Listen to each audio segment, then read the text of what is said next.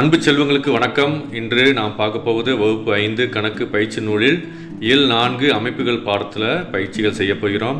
First one அமைப்பில் உற்று நோக்கி வண்ணமிட்டு நிறைவு செய்ய கொடுக்கப்பட்டுள்ள வடிவங்களுக்கு அடுத்தடுத்து என்ன வண்ணம் வரும் என்பதை அறிந்து அதை சரியான முறையில் நாம் வண்ணமிட வேண்டும். அமைப்பை நிறைவு செய்க. முதல் கட்டம் கடிகார சுழற்று திசையிலும், இரண்டாவது கட்டம் கடிகார எதிர் திசையில் சுழற்று திசையிலும், மூன்றாவது கட்டம் கடிகார சுழற்று திசையிலும் படம் மாறி மாறி வருகிறது. மூன்றாவது பயிற்சி அதே போன்று கடிகார சுழற்று திசையில் அமைப்புகள் மாறி மாறி வருகின்றது. 1, 2, 3 என்று அடுத்தடுத்த எண்களின் கூடுதலாக கிடைப்பது முக்கோண எண்களாகும்.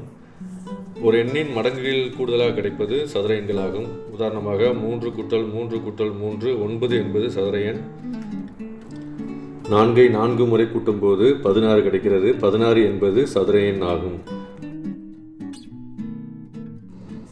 அடுத்ததாக சதுர எண்கள் வழியாக வீட்டுக்கு செல்லும் பாதையை கண்டுபிடிக்க வேண்டும். 1 1 2 4 3 9 4 16 5 25 6 36 7 49 8 64 9 51 பைத் 100 வழியாக வீடு செல்ல வேண்டும். பயிற்சி சதுர எண்ணை சுற்றி சதுரமும் முக்கோண எண்ணை சுற்றி முக்கோணமும் வரைக. சதுர எண்கள் போன பயிற்சியில் பார்த்தோம். அந்த சதுர எண்களை கரெக்டாக நம்ம சதுரமும் முக்கோண எண்களுக்கு முக்கோணமும் இட வேண்டும். அடுத்த பயிற்சி 30க்கும் 50க்கும் இடையுள்ள சதுர எண்கள் 36 49, 7க்கும் 16க்கும் இடையுள்ள முக்கோண எண்கள் 9 15, 81க்கும் 100க்கும் இடையுள்ள முக்கோண எண் 91, 28க்கும் 48க்கும் இடையுள்ள சதுர எண் 36 ஆகும். அடுத்த பயிற்சி பொறுத்துக.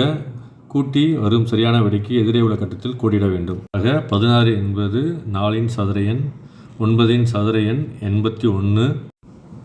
மூன்றாவது கேள்விக்கு விடை 5. நான்காவது கேள்விக்கு சதுரம் மற்றும் முக்கோண எண் ஆகும். ஆக அட்டவணையை நிறைவு செய்க. இந்த பக்கம் பெருக்கினாலும் அந்த பக்கம் கூட்டினாலும் மதிப்பு ஒன்றாக வரும். விடை 1 4 9 16 வரும்.